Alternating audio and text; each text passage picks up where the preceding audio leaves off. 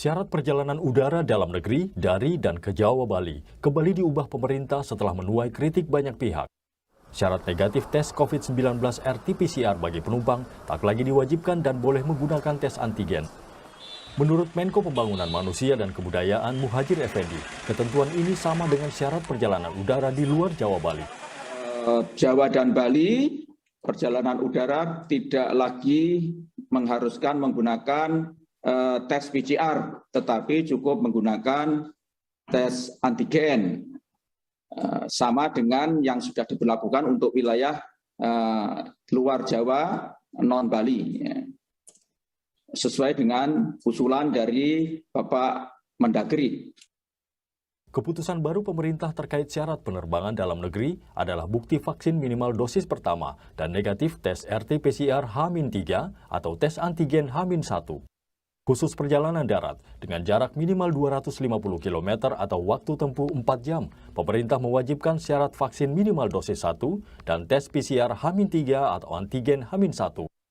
Syarat ini berlaku untuk kendaraan roda 2, mobil pribadi dan kendaraan umum. Khusus menjelang libur Natal Tahun Baru, pemerintah juga merumuskan pengetatan aturan protokol kesehatan untuk mencegah lonjakan kasus. Protokol kesehatan ini menjadi penting karena memang mumpung Indonesia sedang turun sekarang, kita ingin memastikan bahwa implementasi protokol kesehatan bisa kita lakukan dengan sebaik-baiknya agar tidak terjadi lonjakan lagi. Terutama nanti menghadapi Nataru dan Bapak.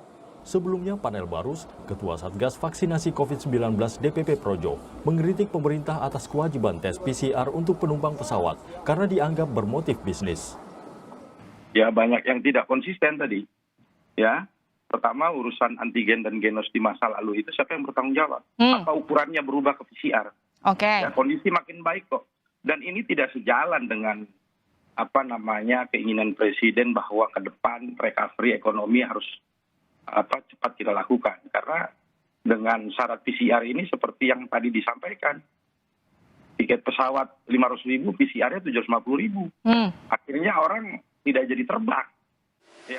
Kritik publik dengan syarat perjalanan udara dengan tes RT-PCR sebelumnya diikuti perintah Presiden Jokowi untuk menurunkan harga tes dari kisaran Rp495.000 menjadi Rp275.000. Pemerintah yang mengebut pemulihan ekonomi akibat pandemi dituntut transparan dan konsisten menerapkan peraturan di tengah kasus COVID-19 yang kini terkendali. Tim Liputan, Kompas TV. Saudara, pengetatan perjalanan udara dalam negeri dengan syarat tes wajib PCR kini berubah dengan dibolehkannya tes antigen bagi penumpang. Di tengah polemik ini, investigasi majalah Tempo yang menyoroti dugaan bisnis tes PCR sebagai syarat perjalanan. Kita akan bahas selengkapnya bersama Hussein Abri Dongoran, redaktur majalah Tempo. Kemudian ada Bakri HM, anggota Komisi 5 DPR dari fraksi Partai Amanat Nasional. Juga kami terus menghubungi pihak pemerintah, namun sampai saat ini belum dapat bergabung. Kami ingin mengetahui bagaimana kemudian syarat untuk terbang di antara Jawa Bali ini berubah cepat dari PCR ke antigen. Selamat malam Bapak-Bapak. Selamat malam, Assalamualaikum warahmatullahi wabarakatuh. Waalaikumsalam. Malam, Hussein dan Bung Bakri. Saya ingin tanya dulu Bung Hussein dari Tempo. Hari ini Tempo menurunkan laporan lewat majalah Tempo. Sebenarnya kalau dari digital dari sejak hari Sabtu ya. Tapi saya ingin tanya, dalam laporan Tempo menyebutkan adanya, saya harus katakan ini, konflik kepentingan bahwa perusahaan-perusahaan pemilik perusahaan PCR yang besar, ya kita sebut saja, Anda sebutkan misalnya di majalah Tempo ada GSI, ada Bumame, ada Intibios ya kalau tidak salah, itu terkait juga dengan konglomerat dan menteri-menteri yang ada di kabinet saat ini. Benar demikian? Ya, terima kasih Mas Aiman. Ya, betul majalah Tempo menerbitkan artikel mengenai investigasi PCR. Ya. Dalam sejumlah temuan kami, perusahaan-perusahaan yang membuka PCR itu ternyata berafiliasi atau dipunyai oleh para petinggi atau pejabat dan politikus di Indonesia seperti itu. Ya, ini karena menyebutkan juga perusahaan-perusahaannya di majalah Tempo ya, seperti yang saya sebutkan tadi. Betul. Sangat terang kami menuliskan itu dalam artikel bahwa sejumlah pejabat, politisi memiliki perusahaan-perusahaan yang PCR.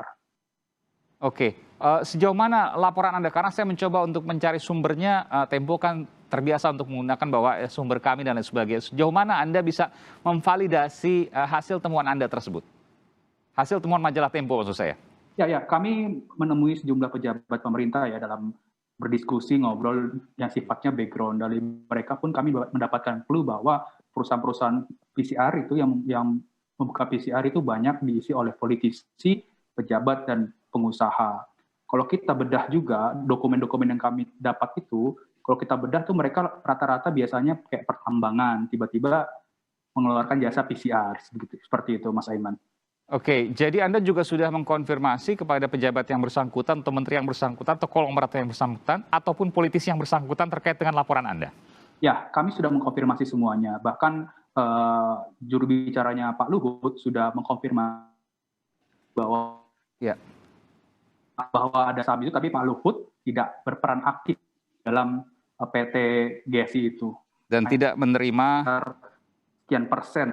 Ya, saya sebutkan ya, ini saya akan bacakan, termasuk juga Bung Bakri mungkin bisa mendengarkan juga. Ini laporan dari majalah Tempo, bisnis misalnya GSI Lab, ini salah satu lab PCR yang besar di Indonesia ya. Ini ada disebutkan PT Indika Energi yang berafiliasi dengan Arsyad Rashid, kini Ketua Kadin. Kemudian juga berafiliasi dengan PT Toba Sejahtera dan Toba Bumi Energi, terafiliasi dengan nama Menko Marinvest Luhut Binsar Panjaitan. Ada juga Yayasan Adaro Bangun Energi yang merupakan milik perusahaan kakak dari Menteri BUMN Erick Thohir. Lalu kemudian Yayasan North Star Bakti Persada didirikan oleh Patrick Waluyo dan Glenn Sugita. Yayasan menguasai sekian ratus lembar. Ini juga terkait dengan GSI Lab. Ini baru satu nih, belum ketika bicara soal Bumame, lalu kemudian ada lagi Inti Bios ya. Ya, Bung Hussein? Bung Hussein? Ya. Jadi itu yang kemudian saya bacakan. Gamblang Anda tuliskan di sini. Jadi Anda sudah mengkonfirmasi dan menyatakan bahwa benar terafiliasi dengan nama-nama seperti itu yang kemudian saya bacakan tadi. Pak Luhut, ada juga kakak dari Menteri BUMN Erick Thohir, ada juga Ketua Umum Kadin, dan beberapa konglomerat lain, termasuk juga politisi dari beberapa partai. Betul, dari dokumen yang kami terima betul seperti itu. Dan yang paling menarik Mas Aiman, ada salah satu perusahaan yang pemiliknya itu pernah berkasus korupsi IKTP. Oke, lalu kemudian, tapi kan tidak berkasus korupsi IKTP disebut-sebut maksudnya ya? Tidak sampai ke persidangan? Disebut-sebut terlibat dalam kasus IKTP. Oke, Anda menyebutkan salah satu yang namanya kemudian terafiliasi dengan perusahaan lab PCR yang mungkin paling besar di Indonesia? Ya. Oke, meskipun kita menganut asas praduga tak bersalah, tapi oke lah, bahwa itu kemudian yang menjadi temuan Anda. Kalau dari PAN ada politisinya, kalau saya sebutkan di sini mungkin ada beberapa partai yang Anda sebutkan tadi, diantaranya adalah Nasdem ya, Anda sebutkan di majalah Tempo. Partai apa saja yang kemudian Anda sebutkan, majalah Tempo sebutkan di sini? Yang baru kami temui seperti dalam tulisan baru Nasdem saja, tapi kalau Pak Luhut kan juga politisi Golkar ya. Golkar, seperti itu. Baik. Baru dua itu, dan kami ini kan P3 ini seminggu ya, itu pun kami rasa masih banyak nama-nama yang belum terungkap ya dari berbagai partai lain yang ikut dalam. Tempo meyakini masih ada nama-nama lain yang belum terungkap dan terkait dengan lab PCR yang besar di Indonesia. Dan ini kaitannya ke konglomerat, politisi, bahkan pejabat di Indonesia. Kami sangat yakin ya Mas Aiman. Kenapa? Karena ini kan gula dalam pandemi. Artinya banyak berpikiran bahwa pandemi ini bukan musibah tapi berkah untuk mencari cuan besar dan cepat di dalam PCR. Karena kenapa? Seperti yang dijelaskan dalam artikel itu, kalau kita breakdown satu PCR itu rata-rata nggak sampai 200.000, bahkan kalau alatnya dari China itu nggak nyampe 100.000 bisa Oke. untuk modal PCR. Nanti kita akan kupas bagaimana harganya dan bagaimana pula besar keuntungannya, termasuk bagaimana pula kemudian Komandan Penanganan COVID di Indonesia terkait dengan lab PCR. Apakah itu etis atau tidak? Bagaimana nanti kita akan coba untuk menggali, termasuk kita akan menghubungi juga dari pihak Pak Luhut Binsar Panjaitan. Masih bersama redaktur majalah Tempo, Hussein Abri Dongoran dan juga Bakri Hakim, maksudnya Bakri HM, anggota Komisi 5 DPR dari fraksi Partai Amanat Nasional. Kami juga masih menghubungi pihak pemerintah, namun sampai saat ini belum dapat bergabung. Bung Bakri, saya ingin bertanya pada Anda, ini kan terungkap di majalah Tempo meskipun masih ada pro dan kontra, tapi kemudian juga tidak dibantah oleh narasumber yang bersangkutan ketika saya baca juga misalnya Pak Luhut, juru bicara Menko Marinvest, Jody Maharti mengatakan bahwa Pak Luhut tidak membantah memiliki perusahaan-perusahaan yang terafiliasi dengan salah satu lab PCR tersebut, meskipun mengatakan tidak pernah mengambil insentif atau dividen dari situ. Komentar Anda? Ya baik, Mas Haiman, terima kasih juga. Assalamualaikum warahmatullahi wabarakatuh. Waalaikumsalam. Selamat maghrib ya. Ya, saya sudah mendengar tadi dari Pak Hussein banyak hal yang disampaikan oleh beliau terkait dengan masalah PCR dan termasuk juga Anda terkejut nggak, masalah Bung Bakri? harga dan segala-galanya. Saya pikir kalau kita lihat, kalau Bung Bakri, kita sebentar, Bakri. lihat Anda dari terkejut apa yang nggak? disampaikan oleh Mas Hussein itu, ya salah satu penyebab mungkin naik turun harga itu karena pelakunya itu, kalau orang-orang itu memang betul pelakunya, saya pikir itu yang penyebabnya mungkin. Nah, jadi sportivitas terhadap orang-orang yang melakukan bisnis itu saya pikir tidak terlalu transparan ya. Sehingga pemerintah, saya dengar, saya juga baca di beberapa media, pemerintah itu sudah sampai 4 kali merubah harga PCR ya, yang dulu hampir di atas 1 juta, sekarang hari ini ada yang 300.000, ada yang 275.000. Nah ini membuat masyarakat bingung. Jadi dari awal sampai akhir ini membuat masyarakat awam pun berpikir bahwa ini tidak transparannya pemerintah dalam pengelolaan PCR ini. Padahal tahu kita PCR ini bagian daripada terpenting ya dalam rangka membantu pemerintah untuk menanggulangi. Saya paham kecurigaan Anda, tapi saya ingin tanyakan langsung. Apakah ini termasuk skandal? Ya, saya pikir ini perlu diusut, kalau toh memang iya ini yang mungkin menyebabkan sehingga harga itu tidak bisa transparan, sudah itu berakibat daripada harga yang mahal menjadi harga yang termurah. Saya pikir Pak Hussein, saya setuju aja, Mas Sunabri, kalau toh memang ini ditindaklanjuti dan dilacak sampai ke akar-akarnya.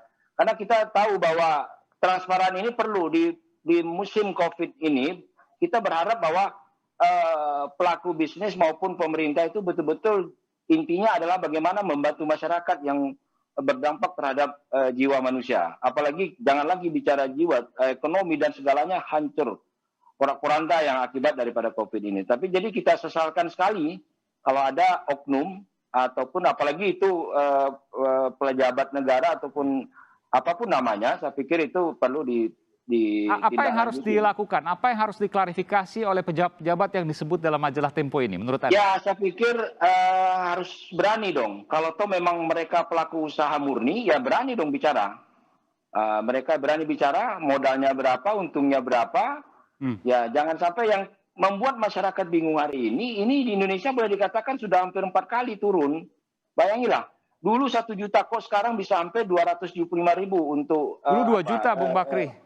Ya, dulu 2 juta. 2 juta betul. Belum yang kalau 3 jam atau 6 jam keluar bisa 6 juta dulu. Betul. Ini kita takutnya. Jadi ini apakah diakibatkan oleh adanya oknum-oknum ini atau bagaimana?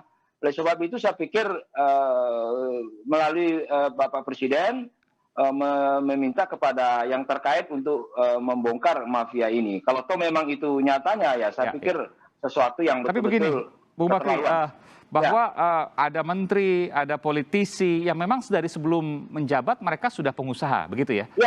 Lalu kemudian terkait dengan informasi seperti ini PCR. Jadi bagaimana membedakan ini yang boleh, ini tidak boleh menurut Anda?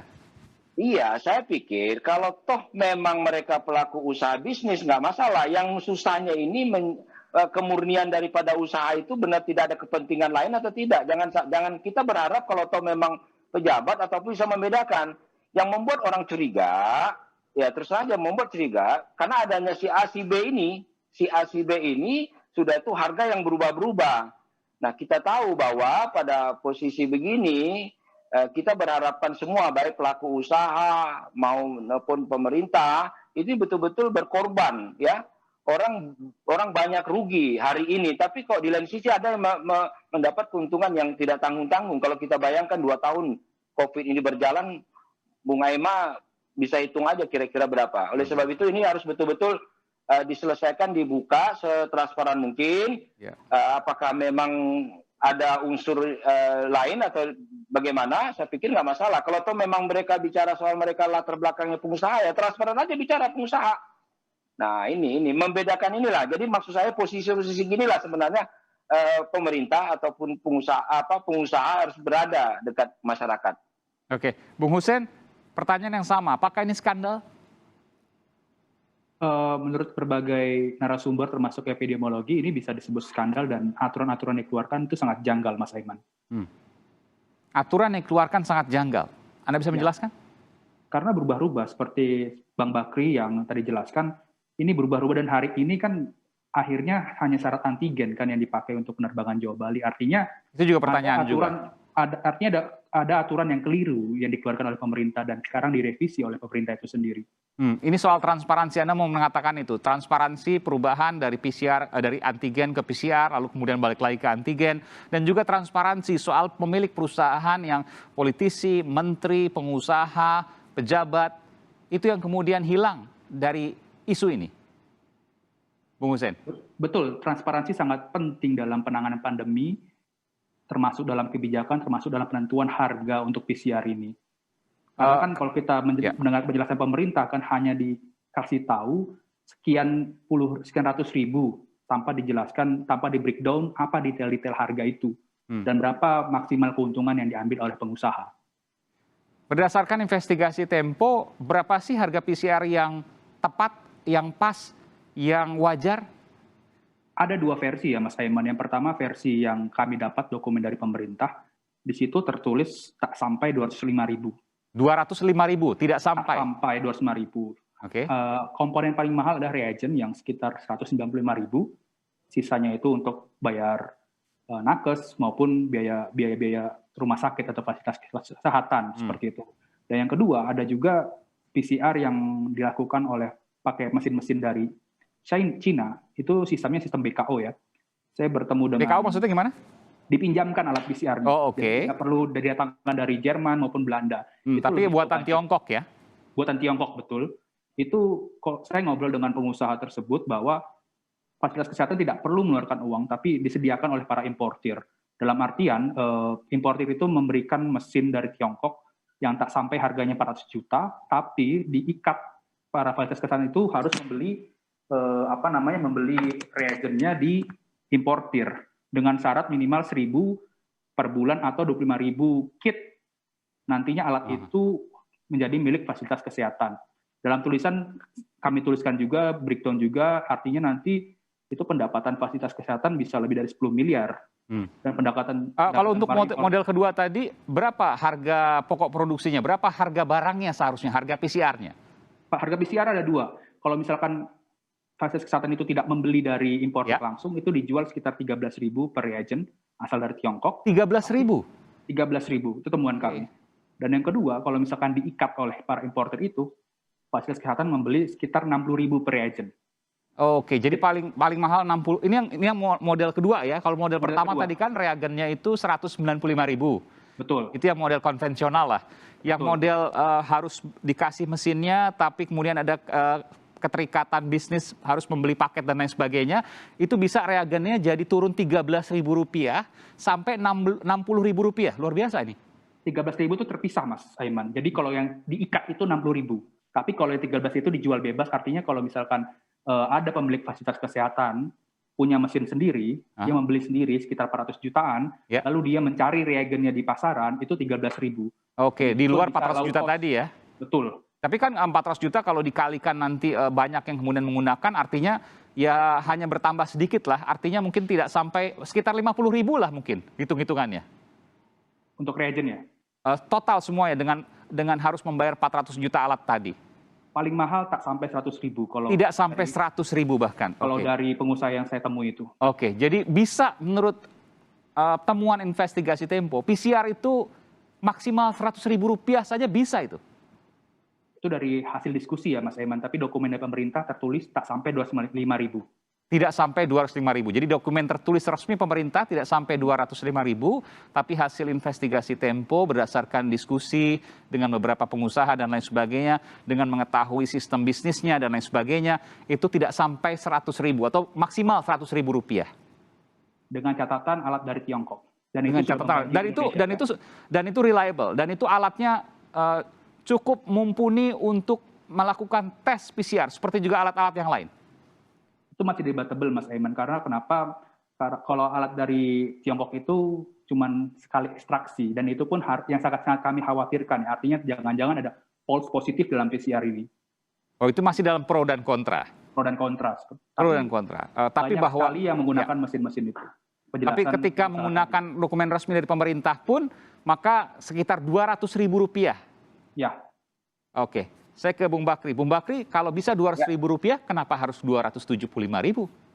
Nah, itulah sebabnya. Itu kalau kita bicara, artinya kita bicara yang digunakan oleh orang yang berangkat ke pesawat, melalui apa. Ini bagaimana kalau pemerintah sendiri yang menggunakan alat itu, berapa harganya? Nah, itu lebih dahsyat mungkin saya pikir di sini. Pasti Anda memperkirakan di bawah 200.000.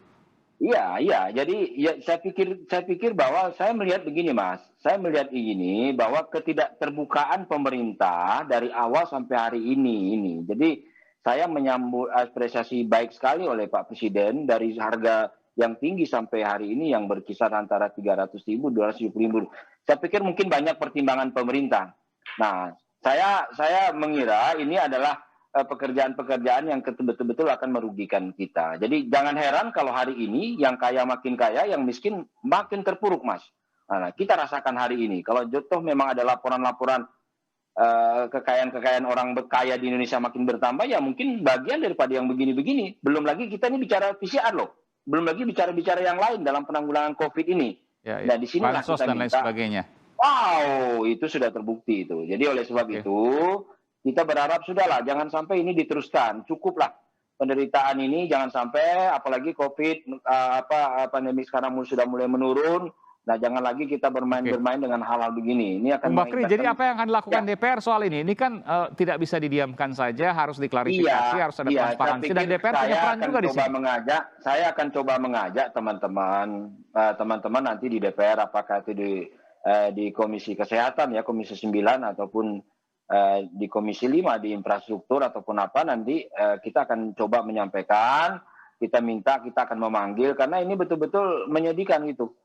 Menyedihkan dalam situasi kondisi yang susah hari ini, tapi ada juga orang-orang yang mencoba. Sekali lagi saya bilang bahwa kita sekarang ini harus berkorban, bukan memperkaya diri gitu dalam rangka menyelamatkan bangsa ini gitu. Termasuk juga kalau nanti ada politisi PAN yang mungkin juga terlibat dalam perusahaan ini. Ya, insya Allah, mudah-mudahan kalau PAN nggak sampai ke situ, Mas.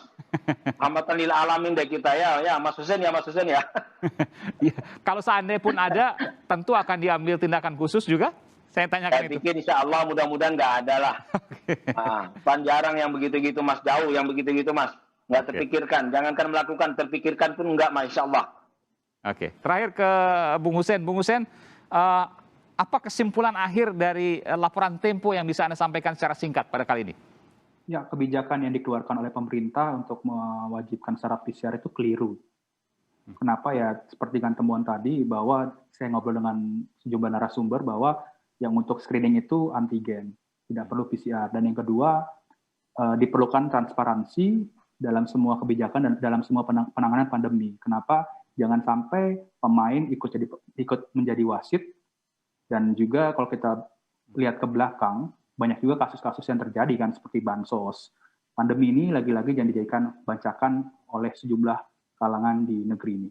Jangan sampai pemain menjadi wasit dan transparansi adalah harga mati.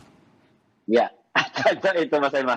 Baik, terima kasih Bung Bakri dari fraksi Partai Amanat Nasional PAN, dan juga Bung Hussein Nungoran dari majalah Tempo yang telah menurunkan laporan terkait dengan cuan atau untung dari PCR, bisnis PCR ini. Terima kasih Bung Hussein dan juga Bung Bakri, sehat selalu.